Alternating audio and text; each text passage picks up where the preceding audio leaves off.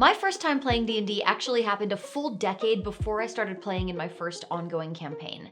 That 10-year gap happened because my first time kinda sucked. So gather around, kids, for a little story time. To set the scene, I was working at the Colorado Renaissance Festival, and a lot of the cast would camp on site during the weekend so that we didn't have to get up early and commute to and from the fair. One night, I was hanging out with a bunch of cast members in a pop-up camper. In between beers and casual conversations, somebody suggested that we play D&D. It was maybe 10 p.m. by the time the suggestion even came up. Somebody fetched their handbook, and people started helping D&D newbies like me put together rough character sheets on scrap paper. I had no idea what any of this stuff meant, but I seemed to remember that it took a really long time, even in what I assume was an abridged format. By the time we finally started to play, I was ready to go to bed, but instead, we proceeded to clumsily attempt a pickup D&D session with around 10 people, multiple of whom had never even rolled a d20 before. I have absolutely no memory of what we did in that session, partially because I have a terrible memory, but partially because I don't think we managed to actually do much with that many players in such a short time. For many, many years after that, my understanding of D&D was that it was confusing, complicated, and boring, which is a pretty deadly combination of traits. It wasn't until years later that I realized what D&D could be and truly fell in love with the game. Right now, there are more new players coming to the table than ever before, and their experience at that first game can make or break their future with D&D. So if you're a DM running a game for a new player or two, you have a lot of influence. I know what would have helped me the first time I played, but I also wanted to know about the good and bad first-time experiences that other players have had. So I asked for stories in one of the tabletop groups that I'm in. Over 100 people told me about what their DMs did to help or hurt them in their very first games. Inspired and informed by those stories, I have put together 5 guidelines for how DMs can help first-time players feel welcomed and supported at their tables, and maybe even find a new lifelong passion. My first experience with D&D was a thrown into the deep end experience, and after hearing about others' first times, I am definitely not alone. It can be incredibly overwhelming to be dropped into a D&D game with no context and no information, and basically be told to just start playing. I came into D&D knowing only board games and freeform text-based roleplay, neither of which prepared me for the mechanics of a tabletop RPG. If your players have never tried tabletop before, I highly recommend that you start small. Now, when I say start small, I mean that in a few different ways. First, start with a small-scale game, like a one-shot or a short campaign, maybe just a few sessions. I think playing a one-shot before launching into a full campaign solves a ton of problems, even when you don't have newbie players. It allows everybody to get a feel for the group dynamic, you can test out a character to make sure you would enjoy playing them, and the decisions that you make are low stakes because you're not committing to dealing with the consequences for the next 2 years. For a new player, this gives them a chance to dip their toes into D&D gameplay in a way that feels lower pressure. You can even give them a pre-made character so that they can get a feel for gameplay and test out some class mechanics before making decisions about their long-term character. And in the worst-case scenario in which the new player doesn't really take to D&D, it gives them an easy out before they commit to a long-term campaign. In a similar vein, some people suggested that starting off with a looser grip on the rules, or even opening with a less rules-heavy system than D&D, can be a good way to ease new players into tabletop gaming. Especially if you want your players to really focus on the roleplay more than the mechanics, setting aside the character sheet at first can allow for a more organic, narrative-focused learning experience. If you say, a goblin springs out of the bushes and runs towards you with a war cry, raising its spear, what do? A player doesn't need to understand things like partial cover or opportunity attacks in order to say, I try to hit it with my sword. Then the DM can introduce the concept of rolling to hit, with or without modifiers, to ease players into the system. This is especially useful if you have a whole party of newbies. Otherwise, the other players need to be comfortable taking a step back from the crunchier parts of the game at the beginning, while the new folks learn. Also, I know a lot of us have gotten into the habit of starting games at level 3 or even higher in order to skip over some of the more boring, slow, and squishy parts of early levels. While I totally understand that with a group of experienced players, I would urge you to reconsider that impulse if you have a brand new player on board. Level 1 might seem boring to people who know D&D well, but for someone who's new to the game, having limited options makes it easier to learn the basics of gameplay before introducing more complicated elements. One of the coolest concepts I picked up from this thread was the idea of a tutorial session. Quite a few people mentioned that their DM gave them something akin to a video game tutorial in the form of a one-shot, structured first session, or sparring type encounter, where players could learn and practice the basics of combat, skill checks, and social roleplay in a low-pressure environment. Some DMs ran these tutorial sessions one-on-one, so they could gauge what the new player was struggling with and what they needed more practice on. But even in a group setting, starting players off with a fighting pit or a sparring session so they can get a feel for their abilities can make the actual first combat a lot less scary. And making sure that there's a little roleplay with NPCs, a little exploration, and a little fighting all in the first session means that you'll be able to cover all the basics right up front. Of course, throwing a new player into the deep end doesn't just apply to learning the rules. It can also be overwhelming to dump a new player into a party that they don't already have a relationship with and expect them to comfortably start playing pretend. I mean, even if you're already friends, that can be weird the first time. That's one of many reasons to have a Session 0. Session 0 is basically just a session that happens before you actually start playing the game. This time can be used to allow players to get to know each other, to set the tone and expectations for the game, to answer questions, and to cover safety tools, which are basically just systems to make sure that content that comes up at the table doesn't make anyone feel uncomfortable or upset. If you're planning on running a grimdark campaign full of torture, violence, slavery, and brutality, it's important to make sure that players know what they're getting themselves into. And even if you don't think that your game will include potentially upsetting content, you never know what someone else is dealing with. This is true for any game, even if you don't have new players, but it's especially important with newbies who might not even know what kinds of questions to ask about the themes of a game. Now, every time I mention safety tools, people get up my ass about it, but to me, it's super simple. We might think we know what will and won't make someone uncomfortable at the table, but ultimately, we can't know unless we ask. Sometimes even our own friends have boundaries that haven't come up in our relationship so far. Systematizing those questions can make it easier for people to voice their needs and ensures that you won't accidentally hurt someone out of ignorance. The downsides to using safety tools are minimal, but the downsides to not using them can be immense. As always, I will link to my favorite collection of information on safety tools in the description in case you're new to the concept. It truly breaks my heart how many people's first experiences with D&D include content that makes them feel unwelcome and unsafe, especially when it is so easy to avoid. Whew. I'm gonna be honest with you, Captain. It's not looking good. If you want this hunk of junk to make it through the asteroid belt, I'm gonna need some parts. You gotta get me a complete sci-fi conversion for 5e. I know, that's a lot to ask, especially this far from the axial systems, but without a rulebook, a creature codex, a setting book, and an adventure book, she'll be dead in the water by this time tomorrow. And this can't just be any conversion. It needs to be Waystar from Penny Dragon Games. We need a core rulebook with flexible character creation tools, new classes and species, and rules for space combat, ship creation, intergalactic travel, cybernetics, and more. You could run the game with this rulebook alone, but we'll need more than that to keep this thing flying. We'll need a creature codex with over 100 monsters, complete with art, lore, environments, and tactics. We'll need the Galactic Archive setting book full of detailed info on everything from the biggest star systems to the smallest cities, and every cosmic anomaly and space station in between. And of course, we'll need Steal the Stars, a space heist adventure set in isolated Shiv space. Are you getting all this? Captain, wait, don't panic. I know where we can get all this stuff. It's an exoplanet called Kickstarter, and if we can get planetside within the first 72 hours of launch, we'll get the Steal the Stars adventure book in print and PDF for free. And while we're there, we might as well pick up some fabric star maps, space battle card decks, galactic dice sets, a space monkey plushie. Why are you making that face? The space monkey plushie is essential for life support systems. Some people will happily read the player's handbook cover to cover and come away with a good, solid understanding of the rules of D&D.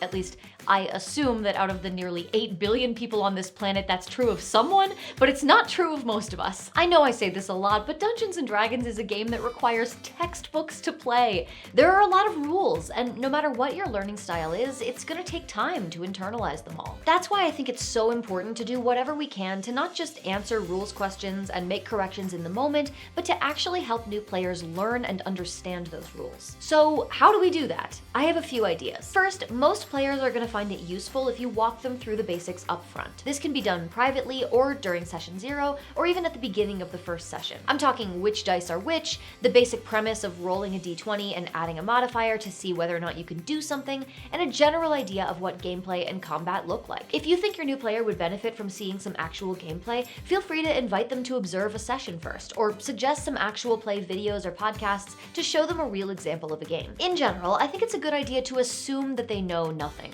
Start from zero and make sure they know that if you're over-explaining, they can say, I think I've got it, let's move on. It might seem like it's enough to be available for players to ask questions, but true beginners might not even know what they don't know, which means they won't know what questions to ask. One thing DMs can do to make this whole process easier is to check in regularly and actually ask, is everything making sense? Or what can I explain better?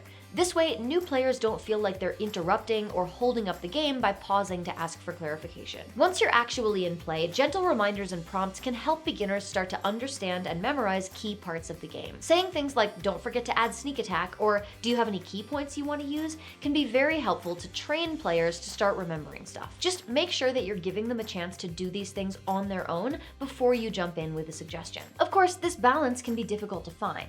Some people felt frustrated that their DMs didn't give them more guidance, while others felt babied or condescended to when they felt like their DM was backseat driving. If you're not sure where you fall on that spectrum, you can always just ask. Say something like, do you want reminders if I think that you might be forgetting an ability or a modifier, or would you prefer to figure it out on your own? That way, you don't risk stepping on any toes while trying to help. There are also just a few little tricks that I think are helpful. First of all, when it comes to the math, I really like encouraging new players to do their math out loud. For example, that's a 10, and I have a +3 to perception, so that's a 13. Talking through the modifiers not only makes sure that the player is remembering to actually add them, but also provides an opportunity to note where they might be missing something, like adding a proficiency bonus or adding the strength modifier when the barbarian is raging. Of course, they don't need to do it out loud forever, but for the first few sessions, it makes it easy to spot what they're forgetting so they don't end up realizing months down the line that they were actually rolling way better than they thought they were. Also, a few people suggested that DMs should keep a copy of the new player's character sheet on hand for a while, and I think that's a really smart idea. It can be difficult to coach a player through their abilities if you aren't seeing what they're seeing. Having access to their sheet makes it easier to say something like, see that little shield with a 12 in it? That's your armor class. Or, it looks like you are proficient in Thieves' Tools. It's on the lower left under Other Proficiencies and Languages. Finally, I think it's important to remember that a lot of the language that comes naturally to us now can be very opaque to new players. There are so many acronyms in D&D, like DC, AC, CR, HP, not to mention words that have specific mechanical meaning, like advantage, critical hit, saving throw, flanking, or melee range. Stay aware of the fact that new players might have never heard these terms before. Explaining words like this as you use them can help teach new players their meaning. Creating a D&D character is extremely difficult when you don't know anything about any of the choices that you're making. And worse, depending on how long the campaign lasts, you could be stuck with the consequences of those uninformed decisions for years. That's why if there's any time to hold a new player's hand, it's during character creation. I would strongly encourage DMs to make this a one-on-one activity. As someone who has been known to hold back on asking questions to avoid bothering or interrupting someone, I understand just how easy it would be to sit quietly through a group character creation session and never actually get the answers or help that you need. But in a one-on-one session with the DM, the focus is fully on the new player's build and making sure that they completely understand it. Now, there's a wide range of opinions out there about how much guidance a DM should offer on a beginner's build, ranging from let them do exactly what they want to build the character sheet for them. I don't think either of those are perfect solutions. If you give a new player completely free rein, it's likely that they'll make some choices that end up not being fun for them. Your experience and knowledge as a DM can help guide them towards a character that they'll actually enjoy playing. But on the other hand, creating the whole sheet for them can result in a build that is completely unfamiliar for the new player,